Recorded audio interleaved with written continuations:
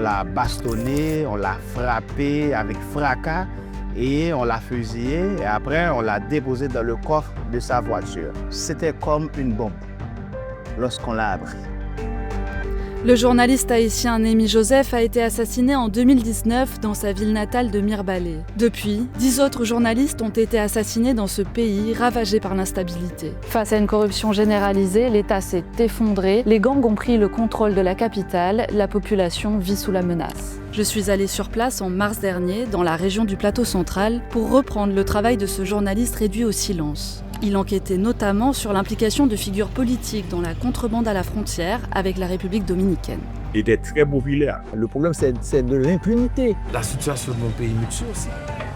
Mais ça me dégoûte vraiment. 3 semaines après notre tournage, les gangs qui règnent sur Port-au-Prince ont étendu leur emprise dans cette zone dans une offensive violente, faisant au moins 80 morts.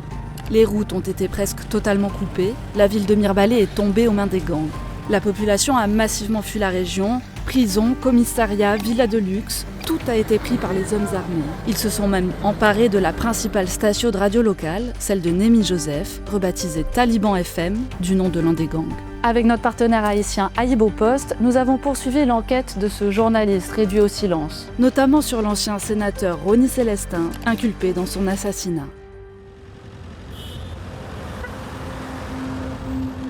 On a dessiné son image dans le lieu même du crime, ici à cette place qu'on appelle Bayas.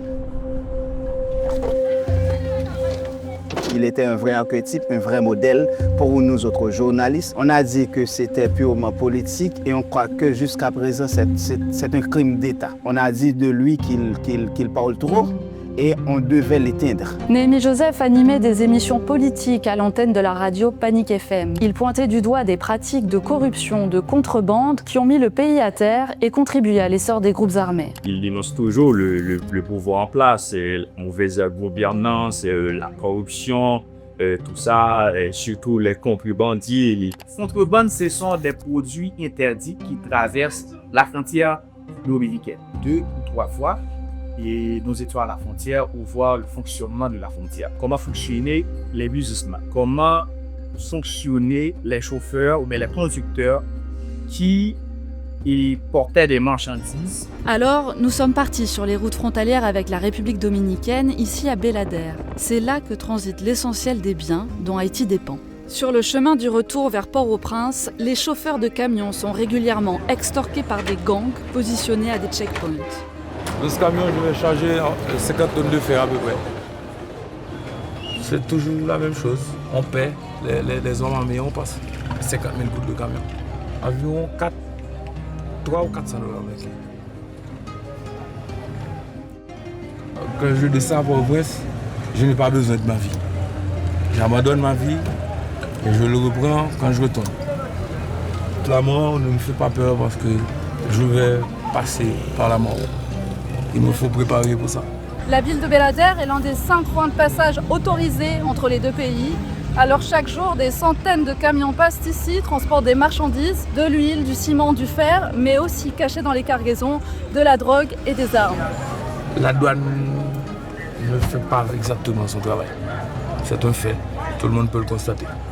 Il peut y avoir n'importe quoi dans un conteneur qu'on ne vérifie pas vraiment. Il y a des gens qui protègent l'insécurité, ce système. Les gens du gouvernement, ce sont eux qui ont le contrôle. J'aurais aimé mieux. J'aimerais avoir un pays mieux que ça, une vie meilleure.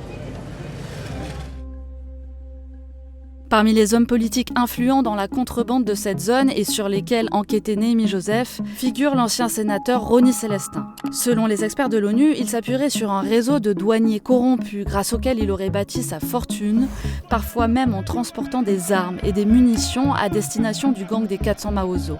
La ville de Hinche est le fief de l'ancien sénateur Rony Célestin.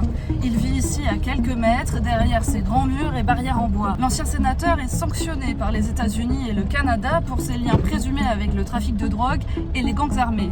Pourtant, à Hinche, il reste une personnalité très influente.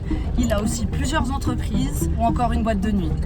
Rony Célestin est aujourd'hui millionnaire et possède un vaste patrimoine immobilier, aussi bien en Haïti qu'à l'étranger. Il est notamment propriétaire d'une villa estimée à 2,6 millions d'euros à Laval, au Canada. D'après nos informations, il détient également une résidence dans le prestigieux complexe Casa de Campo en République dominicaine. Cette station balnéaire est fréquentée par Bill Clinton, les Kardashians ou encore Beyoncé.